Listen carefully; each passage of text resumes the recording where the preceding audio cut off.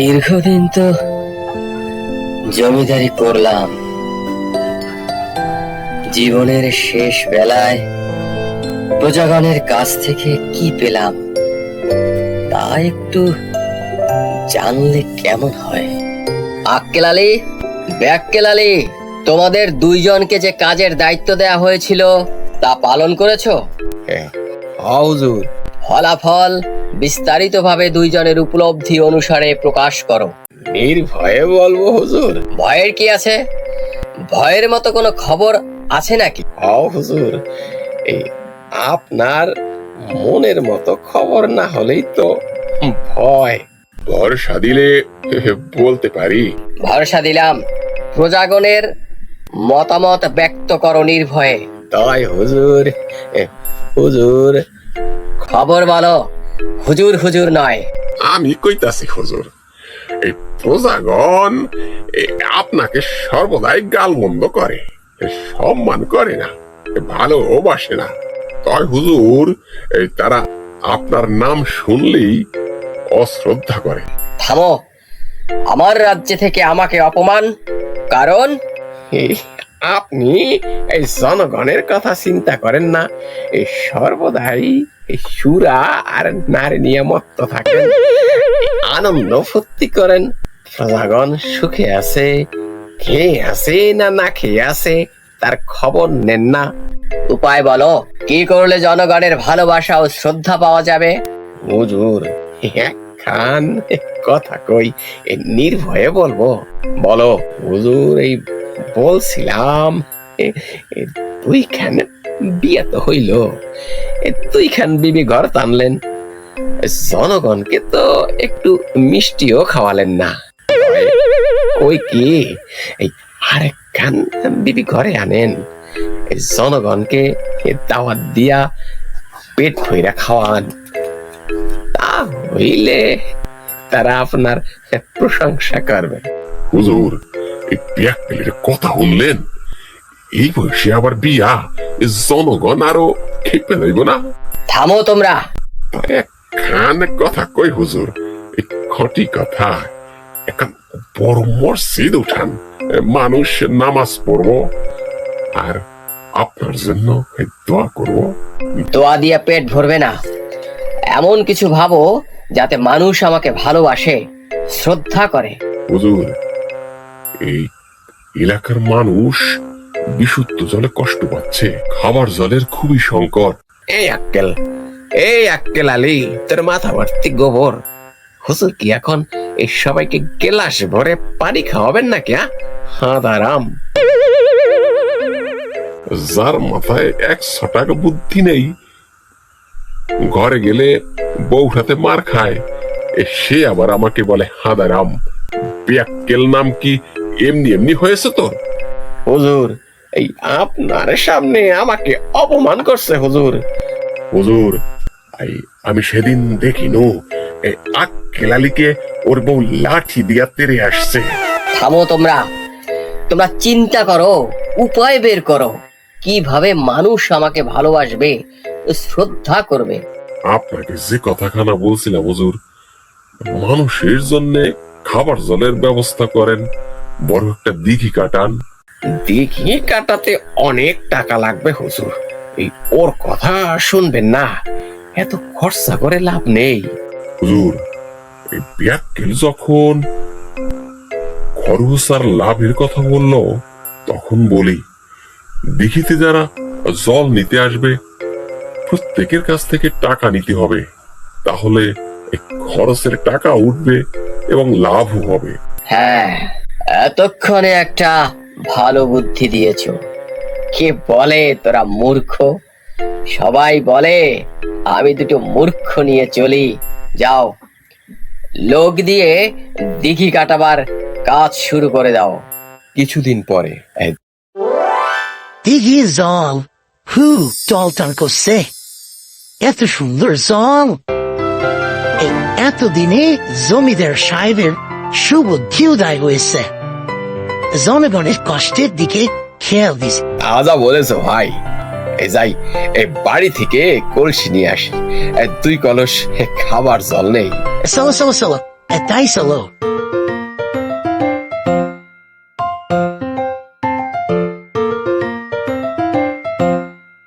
কে জল নেয়? কে?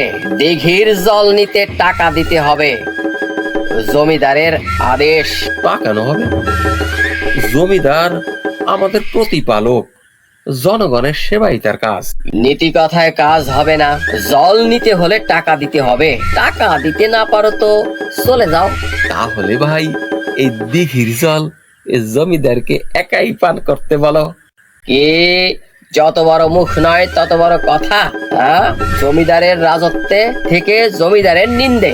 এমন নিষ্ঠুর জমিদারের রাজত্বে আমরা বাস করছি। এমন জমিদার বেঁচে থাকার চেয়ে মৃত্যুই ভালো। সৃষ্টিকর্তা, তুমি এই প্রজাপিয়ক জমিদারকে কঠিন শাস্তি দিও, কঠিন শাস্তি দিও। আক্কেল আলী, আক্কেল আলী, জনগণের মতের কি কোনো পরিবর্তন হলো? হুজুর, জনগণের উপকার করেও লাভ হলো না। মানুষ আগের চেয়ে আরো বেশি গালমন্দ করে।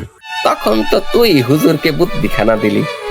আমার বুদ্ধি খেলা নিলে ভালো হতো, আমরাও কদিন ভালো মন্দ খেতে পেতাম, 2-4 টাকা বকশিসও পেতাম। ট্যাক্কেল হুজুর, সঠিক খবর হলো সঠিক খবর বলো। কি হলো না না হলো তা জেনে আমার দরকার নেই, সঠিক খবর বলো। এই হুজুর, এই আমি বলতে পারবো না, এই আক্কেলকে জিজ্ঞেস করেন, কারণ বুদ্ধি কেন তো আপনাকে সেই দিয়েছে। আক্কেল, তুমি বলো। হুজুর, কি আর বলবো, জলের জন্য টাকা নেয়ার কারণে জনগণ আরো বেশি গালমন্দ করে, আপনাকে শুধু ঘৃণাই করে। কি বলছো তোমরা? এত টাকা খরচ করে দিঘি কাটালাম, আমার শরীরটা কেমন জান করছে, আমার বুকে খুব ব্যথা করছে। আক্কেল, আক্কেল, তোমরা শোনো, আমার ছেলে আসলে তাকে বলো আমার নাম যেন প্রজাগণ ভুলে না যায়। এমন কিছু করতে বলো তারা যেন আমাকে চিরদিন মনে রাখে। আমি চললাম। আহ আহ আহ হুজুর, হুজুর, হুজুর, আহ আহ। ছেলে বাড়ি ফিরে এলো। আব্বা, ও আব্বা, আব্বা, আমাগো ফালাইয়া তুমি কেমনে চলে গেলে আব্বা? ও আব্বা গো, আব্বা, এখন আমাগো কি হইব আব্বা? তোমার 2 জন বিবিকেও ফালাইয়া গেল আব্বা গো। ছোট হুজুর, শান্ত হন। মানুষ চিরদিন বাইসা থাকে না। হুজুরের মতো আপনিও মইরা যাইবেন, আর আমরাও বাইসা থাকুন। কথাগুলো তো মাইশের মনে থাকবে। ছোট হুজুর, বিবি সাহেব গো আনেন নাই? আরে আক্কেল, সে তো মেম সাহেব, সে কিভাবে এইসব বুঝে, এইসব ভাষা বুঝবো? সে আইলে খাইবো বা কোথায়, থাকবো কই, কইবো কি, বুঝবো কি? সব ঠিক হয়ে যাইবে হুজুর। আমার আব্বারে আমি তোমার মতো 2 জন বিবি আনতে পারি নাই, ঘরে একজন মেম লই আইছি আব্বা, তুমি তারে দেখলা না আব্বা গো। ছোট হুজুর, তাই আপনি আর একখান মেম আনতে পারলেন না? তাইলেই তো বাবে ছেলে 2 জন সমান হইতেন। আক্কেল আলী, ব্যাক্কেল আলী, বাবার শেষ ইচ্ছা কি ছিল? আমি তার একখানে বিবি আনতে কইছিলাম হুজুর। তিনি অনেকটা রাজিও ছিলেন, কিন্তু ওই আক্কেল আলী হুজুরকে কি বুঝাইলো, সে একটা বড় দিঘি কাটাইলো, আর সেই দুঃখে হুজুর, আল্লাহ রে আল্লাহ। ছোট সাহেব, হুজুরের ইচ্ছা ছিল এই মানুষ যেন তার সুনাম করে, তাকে শ্রদ্ধা করে, ভালোবাসে, কিন্তু মানুষ তাকে ভালোবাসতো না, শ্রদ্ধাও করতো না। সেই দুঃখেই হুজুর আমাকে ছেড়ে চলে গেল। তাহলে সে কি চাইছিল? আর একজন বিবি আনতে চাইছিল হুজুর? সে চাইছিল তার মৃত্যুর পর যেন মানুষ তাকে মনে রাখে। এখন কি করণ লাগবে? ছোট হুজুর, দিঘি দিয়া জল নিতে বড় হুজুর জনগণের কাছ থেকে টাকা নিত। মানুষ এর জন্য তাকে ঘৃণা করত। শ্রদ্ধা করতো না। তাহলে এখন উপায়? ছোট হুজুর, একখান কথা, মানুষ মানুষে দুই ভাবে মনে রাখে, ভালোবাসে তার খারাপ কাজের জন্য আর হচ্ছে গিয়া তার ভালো কাজের জন্য। তাই আপনি যদি হুজুর বড় হুজুরের যদি একখান খারাপ কাজ করেন, তাহলে মানুষ তুলনা করব দুইজনের মধ্যে। যদি আপনি ভালো কাজ করেন, তাহলে সে বিচার করব কার কাজটা ভালো আর কার কাজটা মন্দ। কি আমি খারাপ কাজ করব? আমারে তুমি এমন পরামর্শ দাও আক্কেল? হুজুর, এ কথাটা মিথ্যা কয় নাই। কি রকম? বড় হুজুর দিঘির পানি নেয়ার জন্য যে টাকা নিত, আপনি যদি তার চেয়ে বেশি টাকা জনগণের কাছ থেকে আদায় করেন, তাহলে এ মানুষ আপনাকে গাল দিবে আর বড় হুজুরকে মনে রাখবে, বলবে সেই তো ভালো ছিল। তাই বলছিলাম, এ কথাটা ভাইবা দেখেন। ঠিক আছে, কাল থেকে তাই হবে। আমি শুনেছি আব্বা দুটি গন্ডমূর্খ নিয়ে চলতেন, আসলে তার একেবারেই উল্টো। আসলে তোমরা মূর্খ নাও। কি বলো আক্কেল? কাল থেকে দিঘির ঘাটে লাঠিয়াল পাঠিয়ে দাও। যারা ঠিক মতো টাকা দিবে তাদের পানি দিবে, আর যারা দিবে না তাদের ফিরিয়ে দিবে। আর শোনো, টাকার অঙ্কও কিন্তু বাড়িয়ে দিবে। হুজুর, তাই হবে হুজুর, আপনি নিশ্চিন্তে থাকেন। টাকা না দিলে আর পানিও পাবে না। পানির জন্য এত টাকা চাচ্ছ কেন? বড় জমিটার তো এত টাকা নিত না। আল্লাহর দেওয়া পানি আমরা এত টাকা দিয়ে কিনবো কেন? আল্লাহর দেওয়া জিনিস সবারই ভোগ করবার অধিকার আছে। কি এত বড় কথা? জমিদারের রাজ্যে থাকবা, তারপর বড় বড় জ্ঞানের কথা বলবা? ছোট লোকদের পিঠে কয়েক ঘা দিলেই বড় কথা বের হয়ে যাবে। শোনো লাঠিয়াল, আমরা খাজনা দিয়ে জমিদারের রাজ্যে বসবাস করি, আমরা কারো কেনা গোলাম না। কি এত বড় কথা? তবে খা শালা দুটা লাঠির কয়েক ঘা খা। আহ আহ আহ, বেরো না, বেরো না।